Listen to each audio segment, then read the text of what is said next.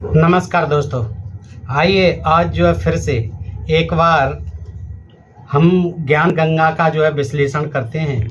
देखते हैं कि ये ज्ञान गंगा में कुछ जो उदाहरण दिए जाते हैं, प्रमाण दिए जाते हैं गीता से, कुछ वेदों से। तो आज हम ये भी देखेंगे कि ये जो कहते हैं इनके अनुयायी संत रामपाल जी के, जिन्होंने के प्रचार प्रसार समिति के माध्यम से पुस्तक प्रकाशित की है, वो ये इसमें बड़ा उदाहरण देते हैं। और आप देखते होंगे कि यूट्यूब पर बड़े बड़े वीडियो हैं इनके, और ये बहस करने लग जाते हैं लोगों कि मान अनमान मैं तेरा मेहमान, जो भी है मानिए।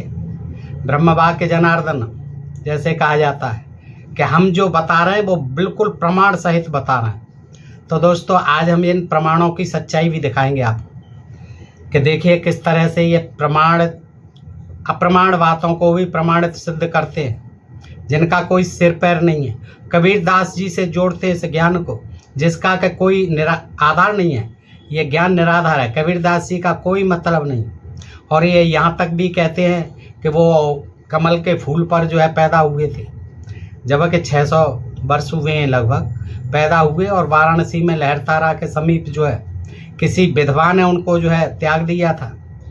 ये सब जानते हो, ये लिखी पढ़ी बात है। लेकिन ये लोग जो है परमेश्वर सिद्ध करना चाहते हैं, ब्रह्मा की तरह के वो कमल के ऊपर जो है तालाब में पैदा हुए थे। तो ये जो है, और फिर सतलोक आश्रम जो उसका भी बखान करते हैं, जबकि कबीर दास जी तो ऐतिहासिक महापुरुष हैं, सब जानते हैं। अभी जो है 600 वर्ष पूर्व की बात है, कहाँ पैदा हुए थे, क्या करते थे, सब जानते हैं कि किस तरह से वो जुलाहा जाति से संबंधित थे, किस तरह से वो अपना जो गृहस्थ का कार्य, उनका जो पेशा होता है बुनकरों का, वो करते थे। जुलाहों का जो पेशा होता है, और गृहस्थ में ही रह करके वो ज्ञान देते थे। निरक्षर थे, लेकिन उन्होंने जो है अपने अनुभव के द्वारा, अपने आत्मज्ञान के द्वारा संसार को एक कल्याण का मार्ग दिखाया। जात विहीन समाज की तमाम पाखंडों की, और उस समय जो चल रहे थे ब्राह्मणी अंधविश्वास, उनका सबका उन्होंने जो है विरोध किया। और उसके विरोध के प्रचार स्वरूप जो उन्हें बड़ी बड़ी यातनाएं भी मिली, बड़े बड़े अपमान भी झेलने पड़े, सब ने देखा। लेकिन कोई पुस्तक उनके नाम से लिख दी जाए, और फिर उसमें जो है अलख निरंजन, ज्योति निरंजन, ब्रह्म और काल, और जो 1 लाख आदमियों को रोज ये अनर्गल बातें लिख करके ये दिखाना चाहते हैं कि हम कबीर के कितने बड़े अनुयायी हैं, जबकि कबीर दास जी का इन कथा कहानियों से कोई लेना देना नहीं।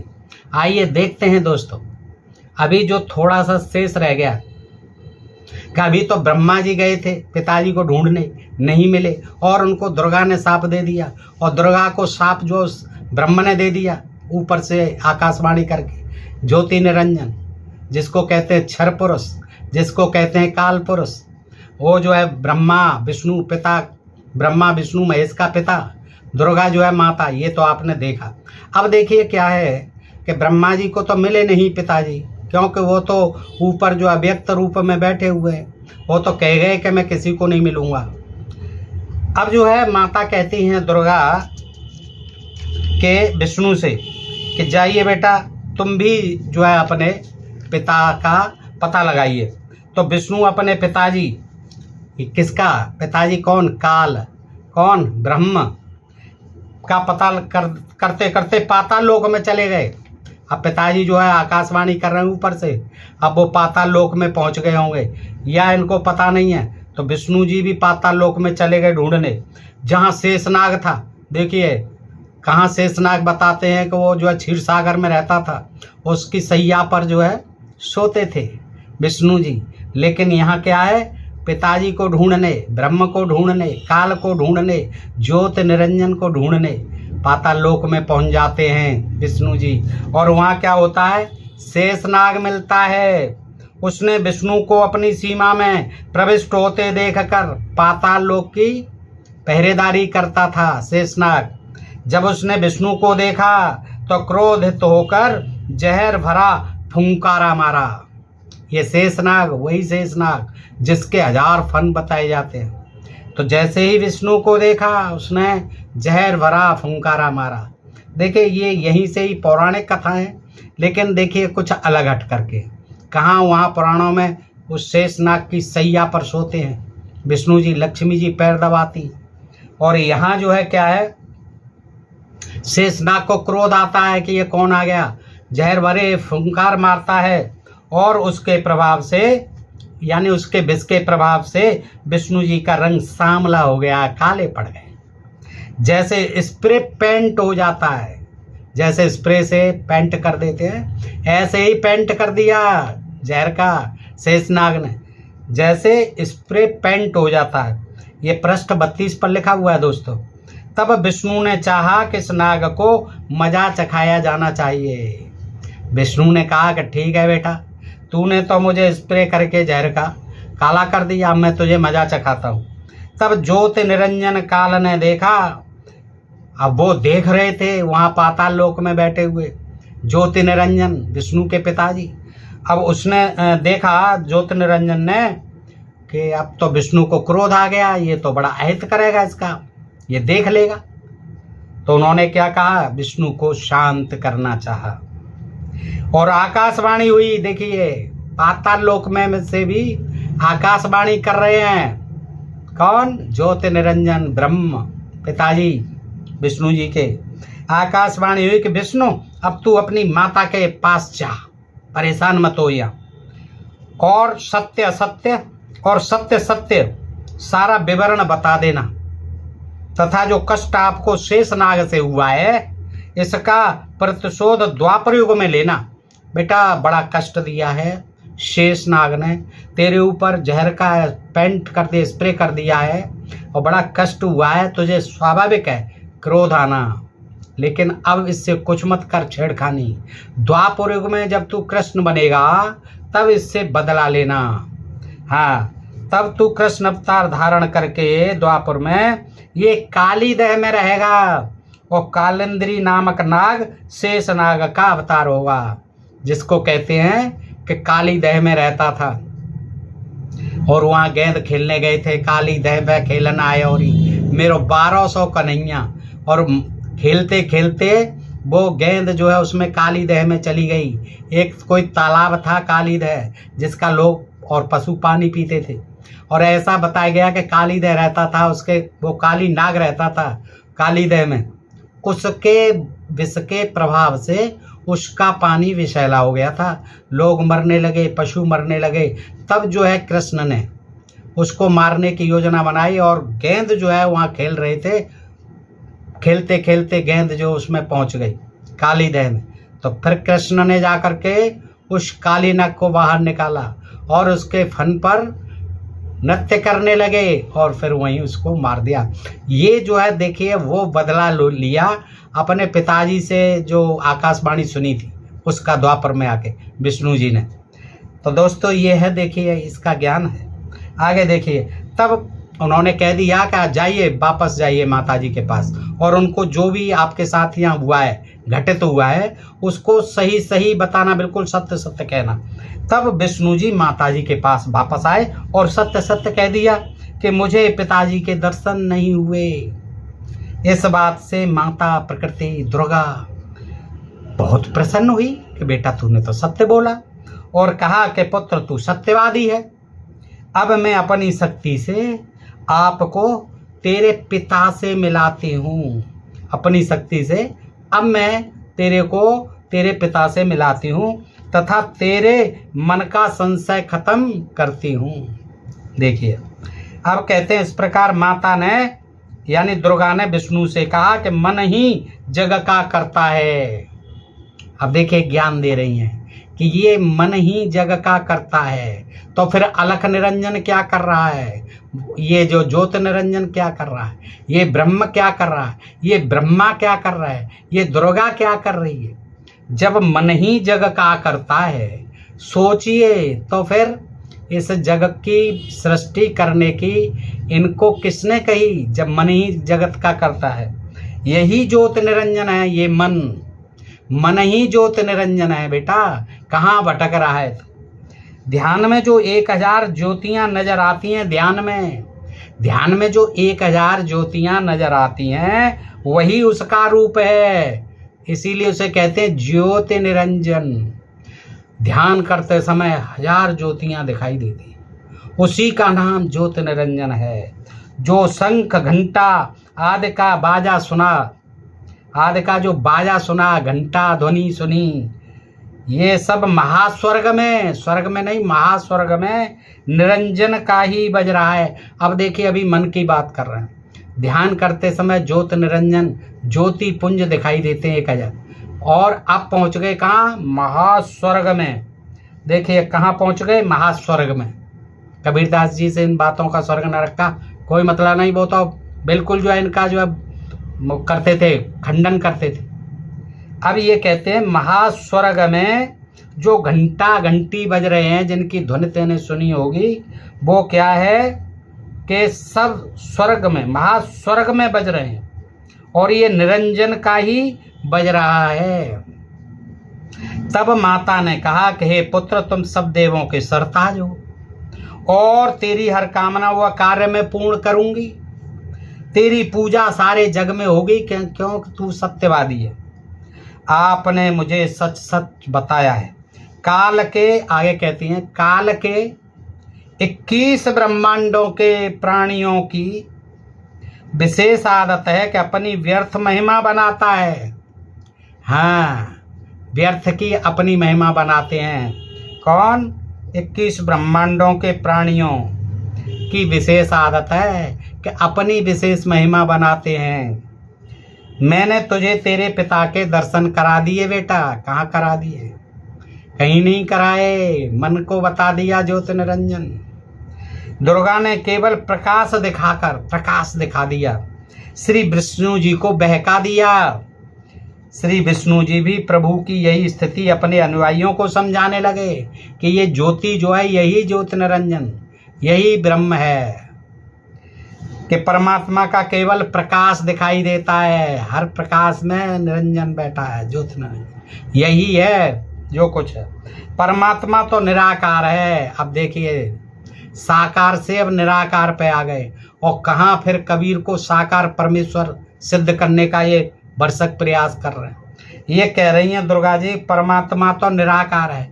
अब जिसका कोई आकार ही नहीं दोस्तों, तो उसका मतलब ही नहीं है कुछ।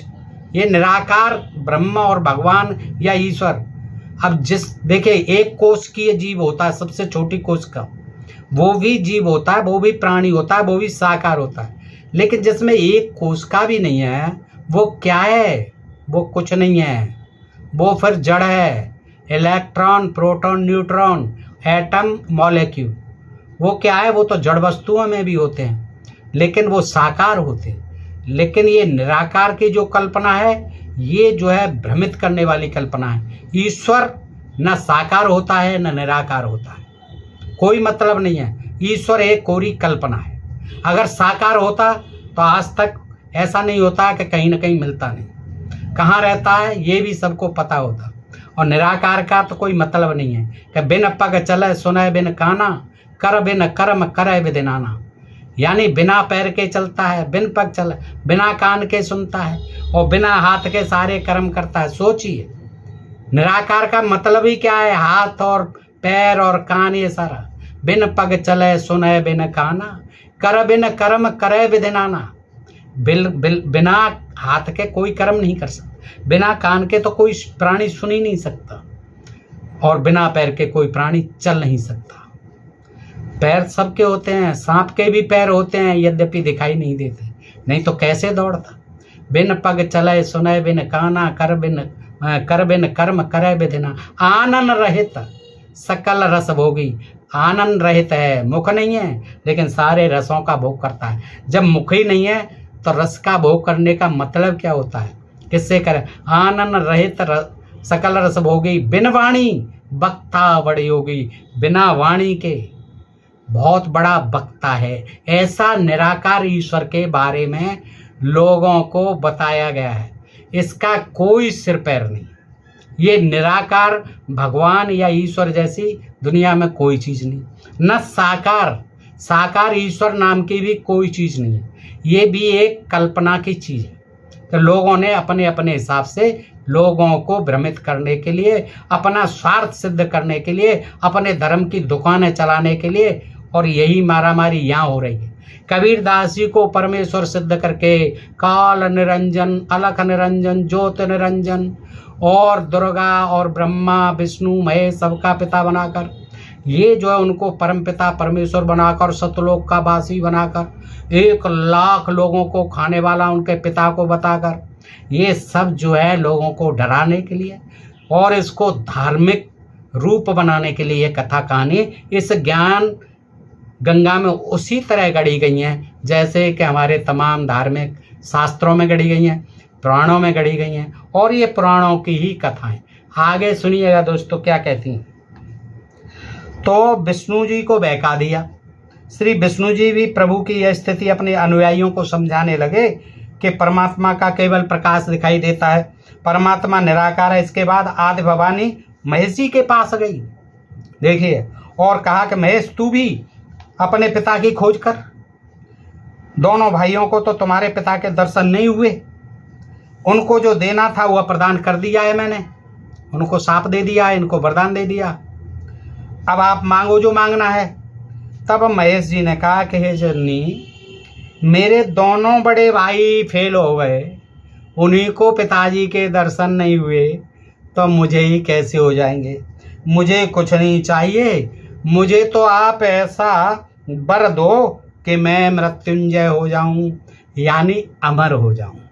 अब ये कामना जो है शिव जी को भी थी कि मैं अमर हो जाऊं, दुर्गा से मांगते हैं, और दुर्गा कौन है? शिव जी की माँ इसके अनुसार।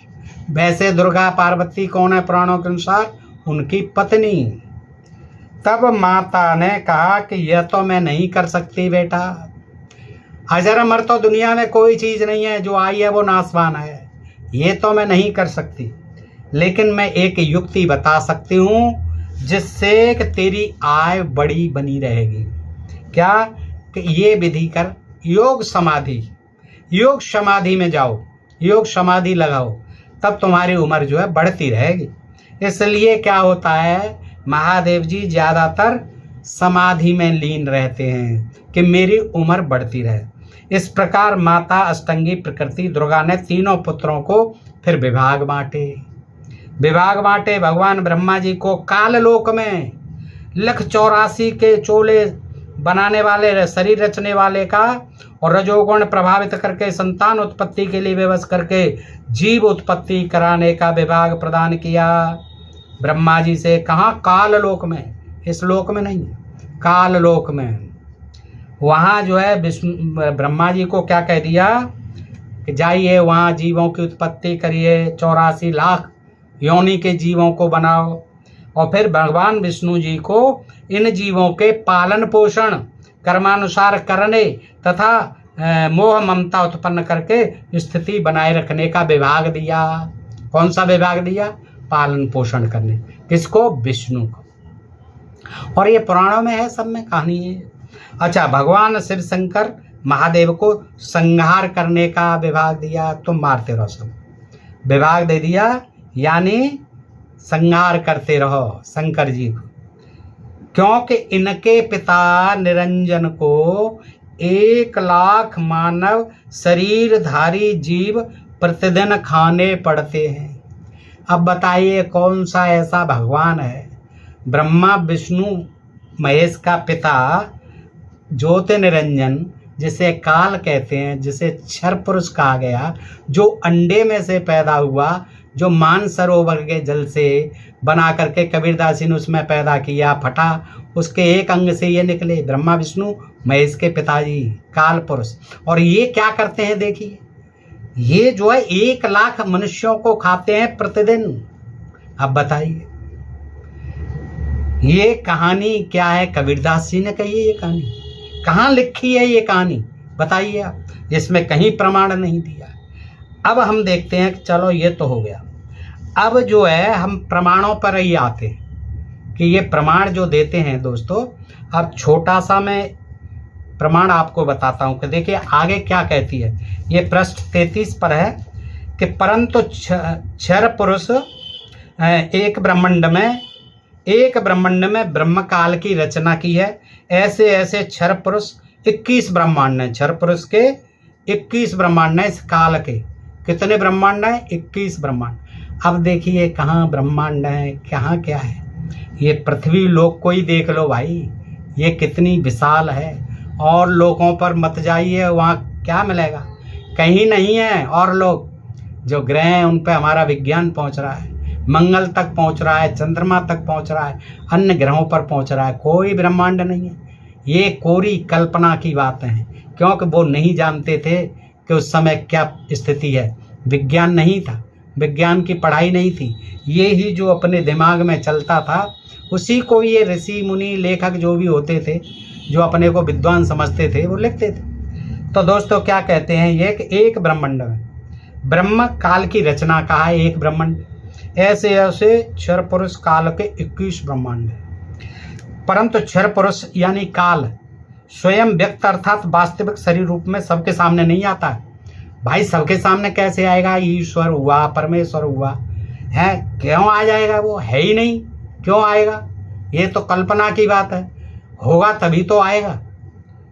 उसी को प्राप्त करने के लिए तीनों देवों ब्रह्मा जी, विष्णु जी, शिव जी को वेदों में वर्णित विधि अनुसार भरसक साधना करने पर भी ब्रह्म काल के दर्शन नहीं हुए। अब बताइए, जब वेदों के अनुसार भरसक साधना कर ली ब्रह्मा विष्णु महेश पुत्रों ने, तो भी उसको जो ज्योत निरंजन है, जो काल है, उसका पता ही नहीं लगा, क्योंकि वो है ही नहीं कहीं। ये अगर होता तो पिता को अवश्य ढूंढ पाते वो, लेकिन वो है ही नहीं कहीं। तो ये कह रहे हैं कि वो उनको नहीं मिला। वेदों को खूब पढ़ा। अब बाद में जो ऋषि हुए उन्होंने फिर वेदों को पढ़ा। जो आजकल के भी ऋषि हुए इन्होंने वेदों को पढ़ा। उसमें लिखा है कि अग्ने तनूरः असि पवित्र यजुर्वेद अध्याय 1 मंत्र 15 परमेश्वर सशरीर है। अब देखिए, निराकार है, वो अव्यक्त है, ब्रह्मा विष्णु महेश को नहीं मिला है, किसी को दिखाई नहीं देता है, वो निराकार है। लेकिन अब जो उसी बात को साकार सिद्ध करना चाहते हैं, तो अब जी यजुर्वेद का सहारा लेते हैं और यजुर्वेद का जो मंत्र है उससे ये सिद्ध करना चाहते हैं कि ऋषियों ने जब पढ़ा तब पता चला कि वो परमेश्वर जो है सशरीर है, उसका शरीर यानी साकार है। और पवित्र यजुर्वेद अध्याय 5 मंत्र 1 में लिखा है अग्ने तरुरसि विष्णवे त्वाम सोमस्य तनुरसि। इस मंत्र में 2 बार वेद गवाही दे रहा है कि सर्वव्यापक सर्व पालन करता सतपुरुष सशरीर है, निराकार नहीं है, सशरीर है, साकार है। पवित्र यजुर्वेद अध्याय 40 मंत्र 8 में कहा गया है कबीर मनीषी। अब इस पर ये कहते हैं कि ये कबीर मनीषी आया है। देखिए, कबीर दास जी का नाम आया है, लेकिन इनको ये पता नहीं है कि कबीर में और कबीर मनीषी, कवि शब्द में और कबीर शब्द में कितना अंतर है। और इसको पकड़ करके ये इतना विवाद करते हैं। मैंने यूट्यूब पर देखा कि हमारे उसमें यजुर्वेद में कबीर दास का नाम है, वही साकार परमेश्वर हैं। ये जो है यजुर्वेद में लिखा हुआ है कबीर मनीषी, जिस परमेश्वर की सब प्राणियों को चाहता है वह कबीर अर्थात कबीर है। यहाँ से चलता। अब दोस्तों देखिए, उसका शरीर बिना नाड़ी असना विरम का है, शुक्रम वीर से बनी, 5 तत्व से बनी, भौतिक अकायम काया रहता है। अब एक तरफ कह रहे हैं साकार है और एक तरफ कह रहे हैं वो काया रहित है। अब देखिए, ये जो है कैसा अधकचरा ज्ञान है। अब मैं आपको ये प्रमाण भी दिखाता हूँ यजुर्वेद से। देखिए, और इस यजुर्वेद में से मैं आपको ये दोनों श्लोक दिखाता हूँ, दोनों तीनों जो भी है। कहते हैं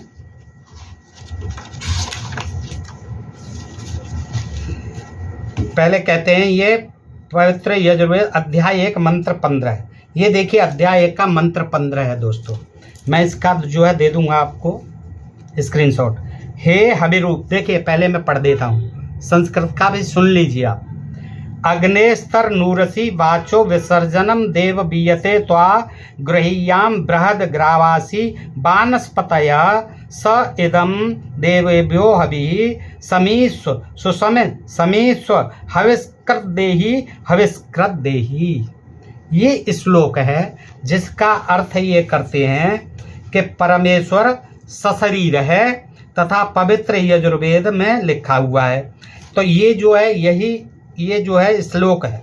अब इसमें क्या कहते हैं ये कि हे हविरूप, इसका अर्थ सुने, इसमें क्या है पुस्तक में, हे हविरूप धान्य, ये जो ये धान जो होता है उसको कूटा जा रहा है, तो उसका जो श्लोक है, हे हविरूप धान्य तू अग्नि का देह रूप ही माना गया है, क्योंकि तुझे कुंड में डाले जाते ही अग्नि की ज्वालाएं प्रदीप्त होती हैं। जब तेरा जो हवन करते समय हविव के रूप में डाला जाता है जो ज्वालाओं में, तब जो अग्नि की ज्वालाएं क्या होती हैं, प्रदीप्त उठती हैं कि अग्नि में पहुंचते ही तू अग्नि रूप हो जाता है।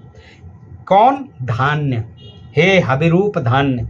यह हवि यजमान द्वारा मौन त्याग करने पर वाचो विसर्जन नामनी हो जाता है। अग्न्याद देवताओं के निमित्त में तुझे ग्रहण करता हूँ। हे मूसल, अब ये मूसल की भी प्रार्थना है इसमें कि हे मूसल, इससे कूटा जाता है मूसल।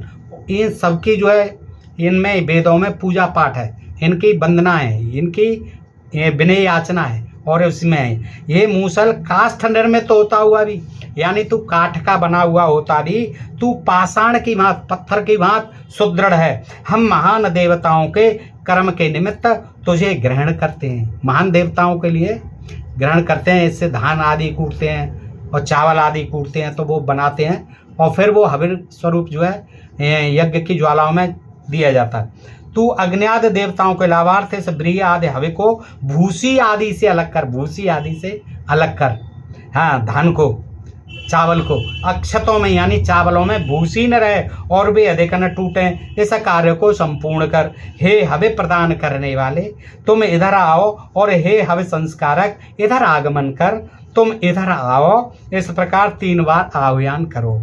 ये इसका अर्थ है। इससे क्या सिद्ध हुआ दोस्तों? इससे सिद्ध हुआ कि किस प्रकार इस श्लोक में यजुर्वेद अध्याय 15 श्लोक परमेश्वर सशरीर है, परमेश्वर की बात ही नहीं आई। इसमें तो मूसल की बात है और धान की बात है, चावल की बात है जो हव के लिए जो निकाला जा रहा है। मूसल की प्रार्थना हो रही है, चावल की भी प्रार्थना हो रही है, धान की भी हो रही है, धान्य। तो ये जो है कहना परमेश्वर सशरीर है, इसमें परमेश्वर नाम की और साकार ईश्वर के तो कहीं बात ही नहीं देखा आपने। ठीक है, अब अगले पे चलते हैं। अगले पे ये कहते हैं, ये इसमें कहते हैं कि अग्ने तनुरह असी, तो यह मैंने आपको सुना दिया। और इस मंत्र में ये कह रहे हैं, सफाई दे रहे हैं, इस मंत्र में 2 बार वेद गवाही दे रहा है कि सर्वव्यापक सर्व पालन करता सतपुरुष सशरीर है। कहाँ है भैया? इसमें तो बात ही नहीं है इस श्लोक में, इसमें तो मूसल की और धान की और चावलों की बात हो रही है। ठीक है, अब जो है आगे का देखिए, इसमें कहते हैं पवित्र यजुर्वेद अध्याय 40 मंत्र 8 में कहा है कि कबीर मनीषी जिस, अब ये कबीर मनीषी जो शब्द है ना, ये कवियों के लिए है। कवि मनीषी कहते हैं ना, कवि बड़े मनीषी होते हैं, मनीषी कवि जो है मनीषी होते हैं, मुनियों के सम विद्वान होते हैं कवि, न कि कबीर। कबीर शब्द में और कवि शब्द में भर, इन्होंने ही इसको उठा करके फिर कबीर कर दिया, कबीर देव और लगा दिया इस कबीर के साथ, और ये उनका नाम था कबीर, और इन्होंने कबीर को ही ये कवि कहते हैं, कवि को। कबीर मनीषी जिस परमेश्वर की सब प्राणियों को चाह है, वह कबीर अर्थात कबीर है। उसका शरीर बिना नाड़ी का है, बिना वीर से बनी, 5 तत्व से बनी, भौतिक अकायम काया रहता है। साकार भी कह रहे हैं, इसका अर्थ ये अपनी तरीके से कर रहे हैं। इसका अर्थ भी मैं आपको दिखाता हूँ। चलते हैं यजुर्वेद अध्याय 40 मंत्र 8। तो ये जो है 40वां अध्याय है और इसका मंत्र 8वां। मैं आपके सामने रखता हूँ। देखिएगा, ये मंत्र 8वां है, मैं पढ़ के सुनाता हूँ आपको। ये क्या कहता है, देखिए। सपर्यगाच्छुकम कायम भ्रमणम स्नाविरम अशुद्धम पापम विद्धम कविर मनीषी परिभू स्वयंभू रिया था तथ्य तो अर्थान व्यदधाक्षा स्वतीभ्य समाभ्य। 8वां श्लोक, 8वां मंत्र है ये। अब इसका अर्थ भी यहाँ सुने कि क्या अर्थ है। स्वयं प्रकाश वाला सर्वव्यापी तेजस्वी परमात्मा काया रहित स्नायु रहित तथा व्रणाद रहित है। वह कबीर मनीषी शुद्ध और निष्पाप है। मन पर शासन करने वाला, वह सर्वजयी और स्वयं उत्पन्न होने वाला है। सबका सब पर मन पर शासन करने वाला है, सर्वजयी है, स्वयंभू है, उसे कोई पैदा नहीं करता, स्वयं प्रकाश वाला है, सर्वव्यापी है, तेजस्वी परमात्मा है, काया रहित है, निराकार है, स्नायु रहित है, व्रणादि रहित है। तो ये निराकार ईश्वर की कल्पना यहाँ की गई है। और ये शब्द जो है कबीर मनीषी, कवियों के समान मनीषी है, विद्वान है। वो जो है विद्वानों को भी कवि कहा जाता है। तो वो जो है ये लिखा, ये अर्थ है इसमें। यहाँ कबीर के परमात्मा होने का, परमेश्वर होने का और कबीर नाम का कहीं उल्लेख नहीं। अब इस कबीर मनीषी शब्द को ये कबीर जी बता रहे हैं। देखिएगा, अब इनका अर्थ जो है क्या है कि पवित्र यजुर्वेद अध्याय 40 मंत्र 8 में कहा है कि कबीर मनीषी जिस परमेश्वर की सब प्राणियों को चाहे, कोई ऐसी बात तो नहीं है, चाहे वह कबीर अर्थात कबीर है।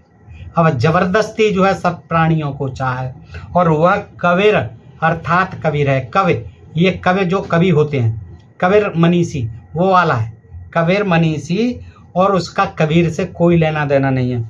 उसका शरीर बिना नाड़ी, और ये भी फिर कहते हैं, वहाँ सशरीर भी बता रहे हैं, और फिर कह रहे हैं उसका शरीर बिना नाड़ी का है और वीर्य से बनी 5 तत्व से बनी भौतिक अकायम काया रहित है। वह सर्व का मालिक, सर्वोपरि सत्यलोक में विराजमान है। अब इसमें कहीं सत्यलोक और किसी लोक की पातालोक की वर्णन नहीं है, लेकिन यहाँ कह रहे हैं वो सत्यलोक में विराजमान है। देखिएगा, उस परमेश्वर का तेज पुंज का सर्व ज्योति स्वयं प्रकाशित शरीर है। ये इसमें भी कहा गया, स्वयं प्रकाशमान है, जो शब्द रूप अर्थात अविनाशी है, निराकार है।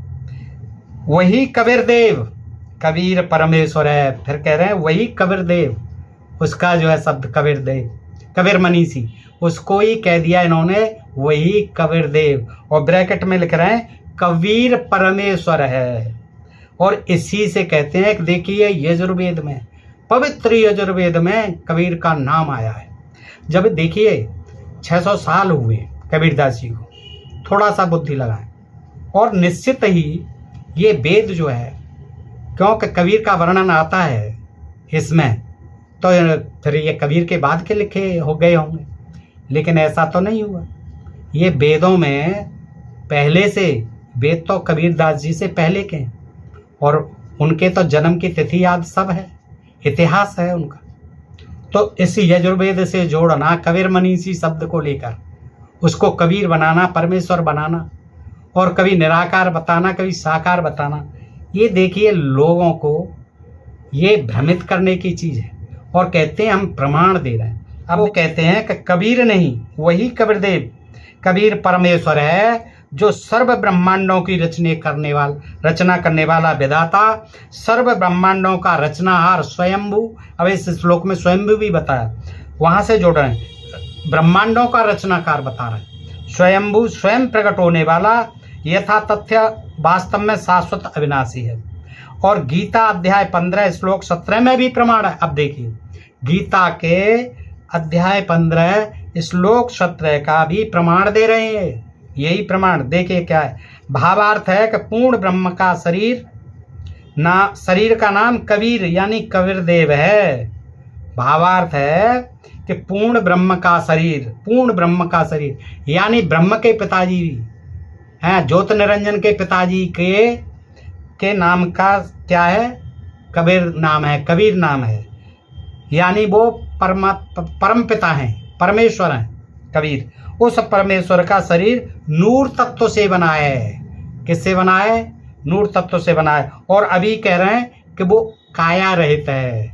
ऊपर कह रहे हैं कि वो बगैर वीर्य से बनी, पांच तत्व से बनी भौतिक काया रहित है, अकाय है, निराकार है। और यहाँ कह रहे हैं कि वो स्वयंभू प्रकट होने वाला है, शाश्वत है, अविनाशी है। और भावार्थ है कि पूर्ण ब्रह्म का शरीर का नाम कबीर देव है। उस परमेश्वर का शरीर नूर तत्व से बना है। अब शरीर भी हो गया, साकार हो गया। और किससे बना है? नूर तत्व। और नूर नाम का कोई तत्व नहीं है, तत्व बहुत हैं। उसमें देखिए केमिस्ट्री में पढ़ के 200 से ज़्यादा तत्व हैं, आज खोज कर ली गई है। लेकिन ये कह रहे हैं नूर तत्व से बना है। परमात्मा का शरीर अति सूक्ष्म है। अब सूक्ष्म भी बता दिया, शरीर भी बता दिया, निराकार भी बता दिया। जो साधक को दिखाई देता है वो सूक्ष्म शरीर साधक को दिखाई देता है, जिसकी दिव्य दृष्टि खुल चुकी है। ऐसे ही महाराजाओं की, इनकी दिव्य दृष्टि खुली है, इनको दिखाई देते हैं। कबीर महाराज जो है सूक्ष्म शरीर में, सबको नहीं दिखाई देते।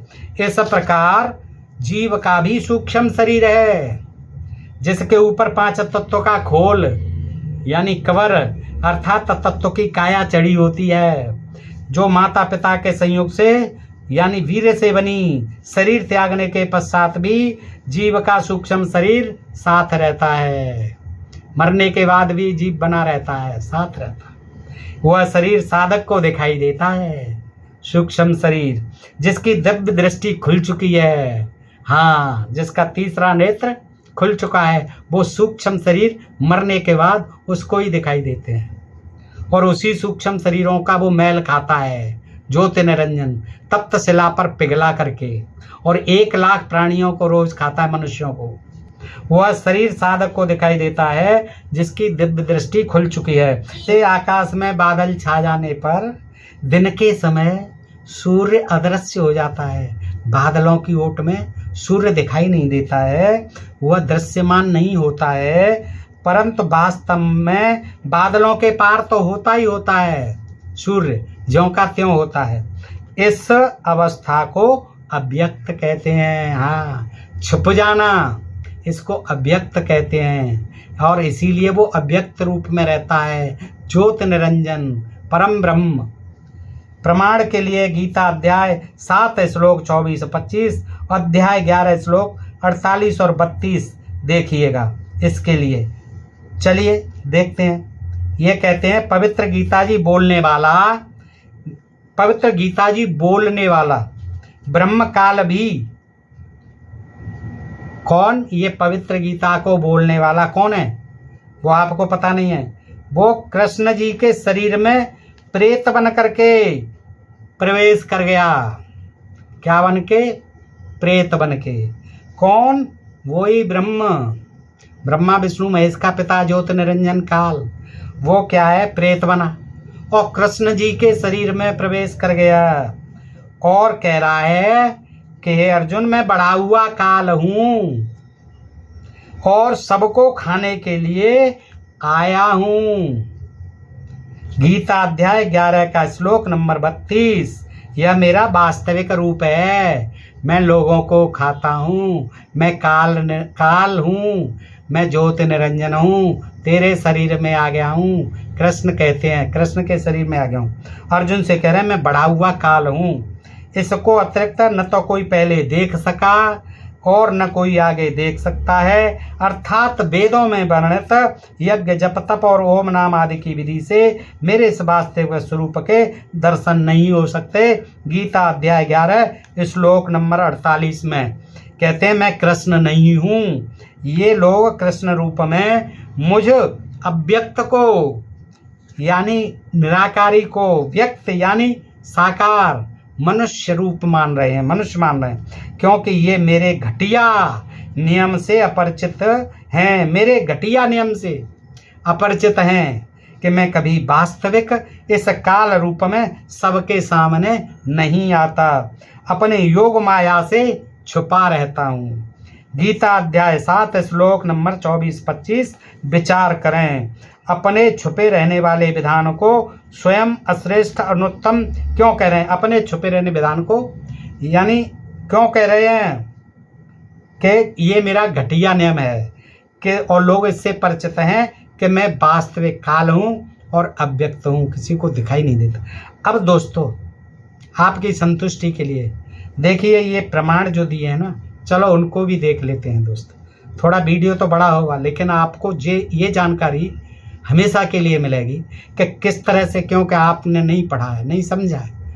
लेकिन ये लोग जो है देखिए गीता को, वेदों को आधार बनाकर, कबीरदास जी को आधार बनाकर कितनी जो है ये क्या कहूँ इससे, हम इतना अज्ञान फैला रहे हैं, लोगों को भ्रमित कर रहे हैं, कबीरदास जी के नाम को भुना रहे हैं परमेश्वर बता करके। अब देखिए आइए देखते हैं गीता में क्या कहते हैं। देखिए इन्होंने जो है पहला उदाहरण दिया है प्रमाण के लिए, गीता अध्याय 7 श्लोक 24-25 और अध्याय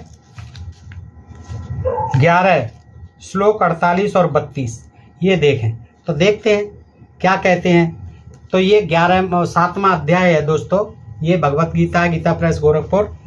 ये 24वें और 25वें श्लोक की बात कर रहे हैं, ये अपना जो है प्रमाणित करने के लिए।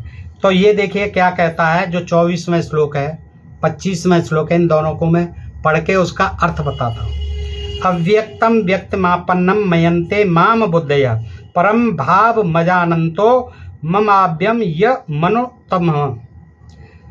24वां श्लोक है, पृष्ठ 309 पे, 7वां अध्याय 24वां श्लोक के बुद्धिहीन पुरुष, श्री कृष्ण कह रहे हैं कि बुद्धिहीन पुरुष मेरे अनुत्तम अविनाशी परम भाव को न जानते हुए मन इंद्रियों से परे मुझ सच्चिदानंद घन परमात्मा को मनुष्य की भांति जन्म कर व्यक्त भाव को प्राप्त हुआ मानते। सीधी सी बात है, श्री कृष्ण जी कह रहे हैं कि जो बुद्धिहीन पुरुष हैं वो मुझे नहीं जानते, मैं मन इंद्रियों से परे हूँ, मैं अव्यक्त हूँ और किसी को दिखाई नहीं देता, यानी मैं निराकार हूँ। लेकिन जो बुद्धिहीन पुरुष हैं मुझे जन्मा हुआ मनुष्य समझते हैं, व्यक्ति रूप में देखते हैं। ये कहने का मतलब है अलख निरंजन, ज्योति निरंजन और ये कबीरदास और इनसे कोई मतलब नहीं। आज कबीरदास बहुत को ज्ञान दे रहे हैं उसमें गीता में अर्जुन को, उसमें क्या बड़ी बात है। अब 25वें श्लोक में भी इसी अध्याय का ये क्या कहते हैं कि ना हम प्रकाश सर्वस्य योग माया समाव्रत मूढ़ो अयम नाभिजानाति लोको माम जमव्ययम। ये 25वां श्लोक है, अपनी योग माया से छिपा हुआ मैं अपनी योग माया से छिपा हुआ हूँ। मैं सबके प्रत्यक्ष नहीं होता, मैं सबको दिखाई नहीं देता, इसलिए यह अज्ञानी जन समुदाय मुझ जन्म रहित, मैं जन्म रहित हूँ, अजन्मा हूँ, अविनाशी हूँ, परमेश्वर हूँ को नहीं जानते। अर्थात मुझको जन्मने और मरने वाला समझते हैं, मुझे श्री कृष्ण समझते हैं, मुझे यादव समझते हैं, मुझे गोप और अहिर ग्वाला समझते हैं, बंसी बजाने वाला समझते, मनुष्य रूप में देखते हैं, रासलीला करने वाले समझते हैं। लेकिन मैं क्या हूँ, मैं योग माया से छिपा हुआ अव्यक्त हूँ, मेरा कोई शरीर नहीं है, मैं जन्म रहित हूँ, मैं अविनाशी हूँ और मैं परमेश्वर हूँ। लेकिन जो मूर्ख लोग हैं वो मुझे जन्मने वाला के जन्म लेता है, मरता है, ऐसा समझते। अब ये तो कृष्ण भगवान अपना ज्ञान दे रहे हैं अर्जुन को, और इसमें इससे जोड़ना कबीरदास जी से कि वो परमेश्वर हैं। तो दोस्तों ये बात जो है पता नहीं ये किस आधार पर कहते हैं। और आगे का देखते हैं, ये हो गया आपका अध्याय 7 का। अब देखते हैं 11 का श्लोक नंबर 32। चलिए 11वां अध्याय है और 32वां श्लोक है। कालो अस्मि लोकक्षय कृतप्रवृद्धो, कालो अस्मि लोकक्षय कृतप्रवृद्धो लोकान समाहर्तुं मया प्रवृत्तः और रते अपि त्वां न भविष्यन्ति सर्वे ही अवस्थिता प्रत्यनीकेषु योधा। ये है श्लोक। इसका अर्थ है श्री भगवान बोले, मैं लोकों का नाश करने वाला, ऐसा नहीं है कि मैं काल पुरुष हूँ, लाखों को खाता हूँ रोजाना। वो अपनी कह रहे हैं कि मैं लोगों का नाश करने वाला बड़ा हुआ महाकाल हूँ। लोगों का नाश, महाकाल थे, उन्होंने सबका नाश करा दिया, सब कौरव पांडव मरवा दिए। तो वो कह रहे हैं मैं लोगों का नाश करने वाला बढ़ा हुआ महाकाल हूँ। और ये काल वो महाकाल नहीं जो कि ब्रह्मा विष्णु महेश के पिताजी, वो अपने लिए कह रहा है महाकाल हूँ। इस समय इन लोगों को नष्ट करने के लिए प्रयुक्त हुआ हूँ, प्रवृत्त हुआ हूँ। क्योंकि उन्होंने कहा है प्रारंभ में, यदा यदा धर्मस्य ग्लानिर्भवति भारत अभ्युत्थानम धर्मस्य तदात्मानं सृजाम्यहम् परित्राणाय साधूनां विनाशाय च दुष्कृतां धर्म संस्थापनार्थाय संभवामि युगे युगे। उन्होंने तो कहा कि मैं दुष्टों का विनाश करने के लिए महाकाल बन करके आता हूँ, हैं मनुष्यधारी बन करके आता हूँ, मनुष्य शरीरधारी बन के आता हूँ। तो वही कह रहे हैं कि मैं महाकाल हूँ, मैं लोगों का नाश करने वाला हूँ। इस समय इन लोगों को नष्ट करने के लिए प्रवृत्त हुआ हूँ। इसलिए जो प्रतिपक्षियों की सेना में, कुरुक्षेत्र के मैदान में कह रहे हैं, प्रतिपक्षियों की सेना में जो स्थित योद्धा लोग हैं वे सब तेरे बिना भी नहीं रहेंगे। ज्ञान दे रहे हैं कि वो सब तेरे बिना भी नहीं रहेंगे, क्योंकि इनको तो विनष्ट करने के लिए मैं आया हूँ, महाकाल हूँ। अर्थात मेरे युद्ध न, अर्थात तेरे, अर्जुन से कहना, युद्ध न करने पर भी इन सबका नाश होगा। ये सारा शरीर नाशवान है, ये सारा संसार नाशवान है, ये कहा है। इसमें ये नहीं कहा कि मैं लाखों मनुष्यों को खाता हूँ, मैं काल हूँ, मैं ज्योत निरंजन हूँ और कबीरदास जी परमेश्वर हैं, सतलोक में रहते हैं। ऐसा इससे कोई लेन देन नहीं। आगे का देखिए प्रमाण, देखते हैं आगे क्या कहते हैं। देखिए 11वें अध्याय का 48वां श्लोक भी देख लें दोस्तों, जिसका ये प्रमाण देते। न वेद यज्ञाध्ययनं च क्रियार्विर्णं तपोभिरुग्रे एवं रूपं सख्यम हम निर्लोके दृष्टुम त्वदन्येन कुरु प्रवीरः। इसका अर्थ सुन ले हे अर्जुन, मनुष्य लोक में इस प्रकार विश्वरूप वाला मैं न वेद और यज्ञों के अध्ययन से, न दान से, क्योंकि वेद विरोधी थे श्री कृष्ण, तो वो कहते हैं न मैं वेद न, और यज्ञों के भी विरोधी थे, तो वो कहते हैं न मैं वेद और न यज्ञों के अध्ययन से, न दान से, न क्रियाओं से और न उग्र तपों से ही तेरे अतिरिक्त दूसरे के द्वारा देखा जा सकता हूँ। बस तू ही देख सकता है अर्जुन, क्योंकि मैं तेरा सारथी हूँ। इस समय मैं तेरा रिश्तेदार भी हूँ, तू मेरा रिश्तेदार है, बंधु है, हैं बहनों ही था अर्जुन कृष्ण का। तो वो उससे कह रहे हैं ये मनुष्य, इस हे अर्जुन, इस मनुष्य लोक में मैं विश्वरूप वाला हूँ और मुझे ना किसी वेद से, ना किसी यज्ञ से, ना किसी अध्ययन से, ना किसी तपदान से, ना किसी हठक्रिया से, ना युग्र तपों से मुझे कोई नहीं देख सकता, मुझे कोई नहीं पा सकता तेरे सिवाय। ये अर्थ है इसका। अर्जुन से कह रहा है। इसमें काल की, महाकाल की, ज्योति निरंजन की, कबीरदास जी की बात कहाँ से आ गई बताइए? क्या लेना, जबरदस्ती जोड़े यार, बताइए। हम मानते हैं कि कहाँ है इसमें, कहाँ सतलोक की बात है, कहाँ ब्रह्म, और क्या मतलब उससे ज्योति निरंजन से और काल? श्री कृष्ण और अर्जुन का संवाद है दोस्तों। मैंने ये प्रमाण रखे जो इसमें दिए हुए हैं। और आगे ये कहते हैं यदि पिता अपनी संतान को भी दर्शन नहीं देता तो उसमें कोई त्रुटि है? क्यों नहीं देता? कोई न कोई तो वजह रही होगी जिस कारण से छुपा है, तथा सुविधाएं भी प्रदान कर रहा है। बेटा भी मानना है। काल ब्रह्म को शापवश 1 लाख मानव शरीरधारी प्राणियों का आहार करना पड़ता है। बार बार कह रहे हैं, बताइए ऐसा कौन सा विधान मिलता है कि 1 लाख प्राणियों के, मनुष्यों को रोज आहार करता है? कहीं मिला है आपको प्रमाण? लिख दिया। और 25% प्रतिदिन जो ज़्यादा उत्पन्न होते हैं उन्हें ठिकाने लगाने के लिए, कर्म भोग का दंड देने के लिए 84 लाख योनि की रचना की है। ये 84 लाख योनियों का बड़ा चक्कर है। 84 लाख योनि है, करोड़ों अरबों में योनि है, इतने जीव हैं इस धरा पर। 84 लाख की बात छोड़िए, 84 लाख तो योनि कीड़े मकोड़ों की हैं।